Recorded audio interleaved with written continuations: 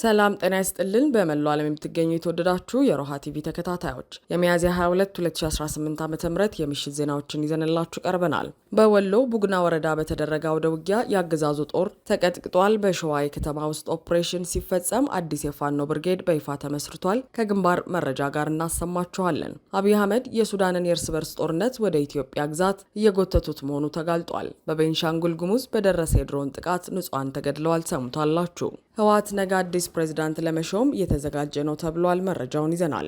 የአማራ የዘር ማጥፋት ይቁም የሚል ታላቅ ሰልፍ በአምስቱም አህጉራት ተጠርቷል። ያገዛዙ የውሸት ምርጫ በዲፕሎማሲው መድረክ ሊጋለጥ ነው። ዝርዝሩን ይዘናል። አድማጭ ተመልካቾቻችን አብራችሁ ልትቆዩ ከፈቀዳችሁ እነዚህ መረጃዎች በዝርዝር የምናሰማችሁ ይሆናል። የሮሃ ቲቪ ወቅታዊና ሀቀኛ መረጃዎች እንዲደርሷችሁ ቻናሉን ሰብስክራይብ፣ ላይክ እና ሼር በማድረግ አሁኑኑ ቤተሰብ ይሁኑ። በወሎና በሸዋ ግንባሮች በአገዛዙ ሰራዊት ላይ ከፍተኛ ሽንፈት ደረሰ። በተለያዩ ግንባሮች የሚካሄደው የህልውና ተጋድሎ ተጠናክሮ በቀጠለበት ወቅት በወሎና በሸዋ ግንባሮች በአገዛዙ ሰራዊት ላይ መብረቃዊ ጥቃቶች መፈጸማቸውና ከፍተኛ ኪሳራ መድረሱ ተገልጿል። የአማራ ፋኖ ብሔራዊ ንቅናቄ ወሎ ቤተ አማራ ሚኒሊክ እዝ 303ኛ አሳምነው ኮር 19ኛ ክፍለ ጦር በቡግና ወረዳ ለተከታታይ 2 ቀናት በቆየ አውደ ውጊያ የአገዛዙን ጦር አይቀጡ ቅጣት መቅጣቱን አስታውቋል። ከሚያዝያ 21 2018 ዓ.ም ጀምሮ አገዛዙ በአካባቢው የኔትወርክ አገልግሎት በማቋረጥ ከቡግና ወረዳ አይና ከተማ ተነስቶ ወደ ብርኮና ጉልሃ ያደረገው ወታደራዊ እንቅስቃሴ በፋኖች ተገቷል።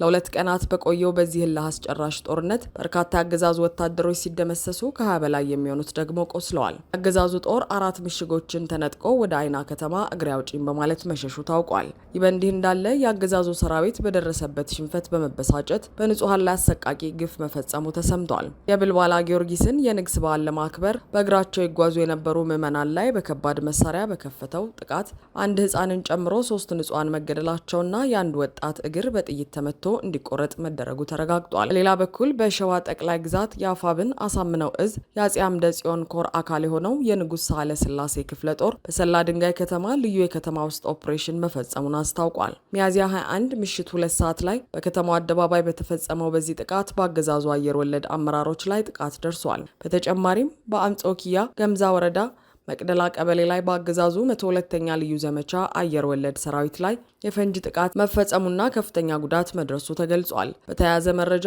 የአፋብን ሸዋ ጠቅላይ ግዛት አሳምነው እዝ በአንኮበር ቀጠና ለወራት ያሰለጠናቸውን የአርበኞች ጦር ሰራዊት አባላት በማስመረቅ መርዕድ አዝማች አብዬ ብርጌድን በይፋ መስርቷል። ይህ አዲስ ብርጌድ በሐራምባ ክላስተር ስር የነበሩ የአርበኛ ጦር ሻለቆችን ወደ አንዳንድ ደረጃጀት በማምጣት የተመሰረተ ሲሆን ለታጋዮቹም የአመራር ምደባና የስራ ስምሪት ተሰጥቷቸዋል።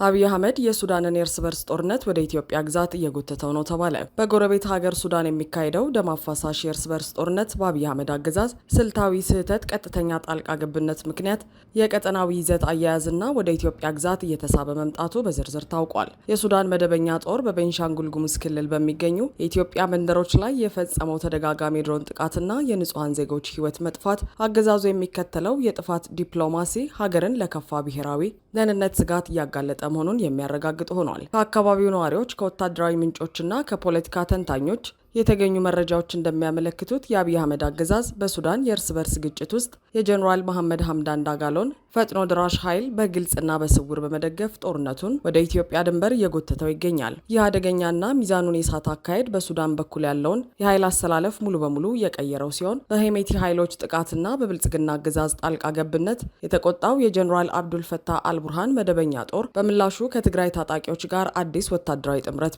በመፍጠር በኢትዮጵያ ድንበር ላይ ጥቃት መክፈት ጀምሯል። የሱዳን መስራች ጥምረት በሰጠው ይፋዊ መግለጫ በሱዳን አባይል ግዛት ውስጥ የትግራይ ታጣቂዎች አልቡርሃን መደበኛ ጦር ጋር ሆነው በጋራ ሲንቀሳቀሱና ሲዋጉ የሚያሳይ የቪዲዮ ማስረጃ ይፋ ማድረጉ ጦርነቱ በይፋ ወደ ኢትዮጵያ ድንበር መግባቱን የሚያረጋግጥ ነው። የአብይ አህመድ አገዛዝ ለፈጥኖ ደራሹ ኃይል የሚሰጠው ስንቅና ትጥቅ ለሱዳን መደበኛ ጦር ከፍተኛ ስጋት በመፍጠሩ ጦሩ በትግራይ ታጣቂዎች የታገዘና የተቀናጀ የአጸፋ ጥቃት በቤንሻንጉል ጉሙዝ በኩል እየሰነዘረ ይገኛል። በዚህ አገዛዙ ግዴለሽነት ምክንያት ምክንያት በድንበር አካባቢ የሚኖሩ ንጹሃን ዜጎች በሱዳን ድሮን እየታደኑ ለሞት፣ ለከባድ አካል ጉዳትና ለከፋ መፈናቀል ተዳርገዋል። የፖለቲካ ተንታኞች አጽንኦት ሰጥተው እንደሚናገሩት አብይ አህመድ በሀገር ውስጥ የከፈቱት ጦርነትና የፈጠሩት ቀውስ አልበቃ ብሎ የሱዳንን ጦርነት ሆን ብለው ወደ ኢትዮጵያ በመጎተት ሀገሪቱን የባዕዳን ኃይሎች የውክልና ጦርነት መጫወቻ ሜዳ እያደረጋት ነው። አገዛዙ የሀገርን ሉዓላዊነትና የዜጎችን ደህንነት ከማስከበር ይልቅ ከጎረቤት ሀገራት ታጣቂ ቡድኖች ጋር በሚፈጥረው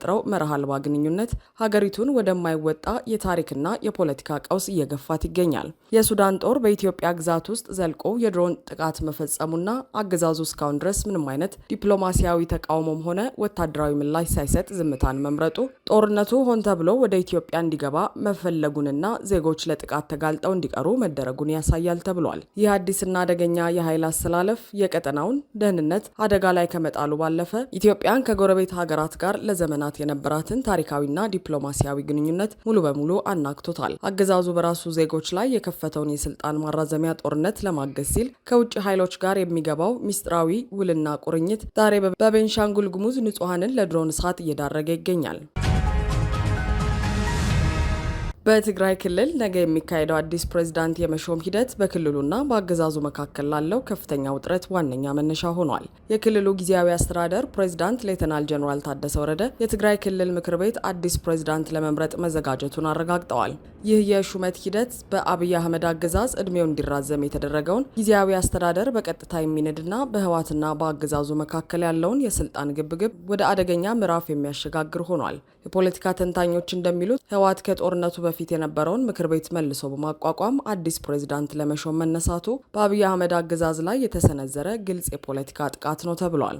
አገዛዙ ጊዜያዊ አስተዳደሩን እንደ ሽፋን በመጠቀም በትግራይ ላይ ያለውን የበላይነት ለማስቀጠል ሲጥር፣ ህወሓት በበኩሉ በነገው ዕለት በሚያከናውነው ሹመት ራሱን ከአገዛዙ ተጽዕኖ ለማላቀቅና ህጋዊ ነኝ የሚል አዲስ አስተዳደር ለመመስረት እየተንቀሳቀሰ ይገኛል። ሌተናል ጀነራል ታደሰ ወረደ በመግለጫቸው መቀሌን የመልቀቅ ፍላጎት የለኝም፣ ያለፈው ዘመን ስህተት ዳግም አይደገምም በማለት አዲሱን ሹመት ተከትሎ ሊመጣ የሚችለውን የስልጣን ሽግግር እንደማይቀበሉትና ከመቀሌ እንደማይወጡ በይፋ አስታውቀዋል። ፕሬዝዳንቱ አክለውም ወታደራዊው ኃይልን በመጠቀምና ቁልፍ ሰብሮ በመግባት ባለስልጣናትን የማባረር ተግባር በክልሉ ሰላም እንደማያመጣ ገልጸዋል።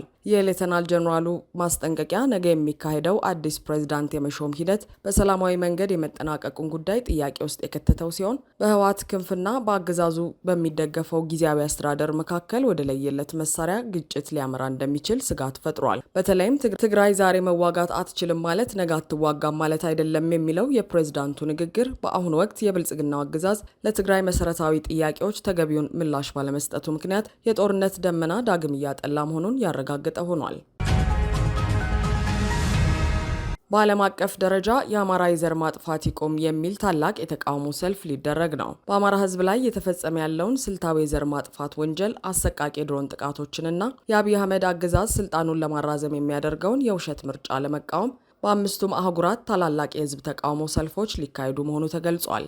ዛሬ የእኛ ዝምታ ነገ የነሱ ጉልበት ነው፣ ዛሬ የእኛ ድምፅ እነሱን የሚቀይር ነው በሚል መሪ ቃል የሚካሄዱት እነዚህ ሰልፎች ዓለም አቀፉ ማህበረሰብ በንጹሐን አማራዎች ላይ እየደረሰ ያለውን ግፍ ተገንዝቦ አፋጣኝ እርምጃ እንዲወስድ ለማሳሰብ ያለመ ነው። ለሮሃ ቲቪ የደረሰው መረጃ እንደሚያመለክት ተከታታይነት ያላቸው እነዚህ ሰልፎች ነገ ሚያዝያ 23 በስዊድን ሀገር በሚደረግ ታላቅ ህዝባዊ ተቃውሞ ይጀምራሉ። ግንቦት 1 ቀን በአሜሪካ ሲያትል፣ ግንቦት 3 ቀን ደግሞ የአውሮፓ ህብረት መቀመጫ በሆነችው ቤልጅየም ብራሰልስ ከተማ ደማቅ ሰልፎች ይካሄዳሉ። በተመሳሳይ መልኩ ግንቦት 6 ቀን በዋሽንግተን ዲሲ፣ ግንቦት 8 ቀን በካናዳ ኦቶዋ እንዲሁም ግንቦት 9 በጣሊያን፣ በአውስትራሊያ ሜልበርን እና በካናዳ ማኒቶባ ከተሞች ድምጽ ይሰማል። ሰልፉ በዚሁ ሳይገታ ግንቦት 15 በፈረንሳይ ፓሪስ እና በእንግሊዝ ለንደን በጋራ የሚቀጥል ሲሆን ግንቦት 21 በኖርዌይ በሚደረግ ታላቅ የተቃውሞ ሰልፍ እንደሚጠናቀቅ የወጣው መርሃ ግብር ያሳያል። የሰልፉ አስተባባሪዎች እንደገለጹት እነዚህ ሰልፎች በሀገር ቤት እየተካሄደ ያለውን የህልውና ተጋድሎ በዲፕሎማሲው መስክ ለማጠናከር ታስበው የተዘጋጁ ናቸው።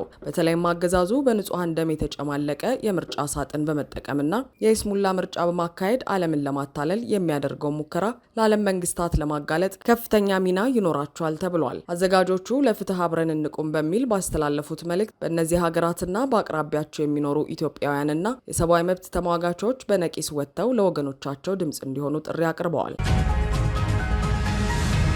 አድማጭ ተመልካቾቻችን የሰዓቱ የሮሃ ቲቪ ዜናዎች የተከታተላችኋቸውን ይመስሉ ነበር። አብራችሁን ስለነበራችሁ ከልብ እናመሰግናለን። ሰላም።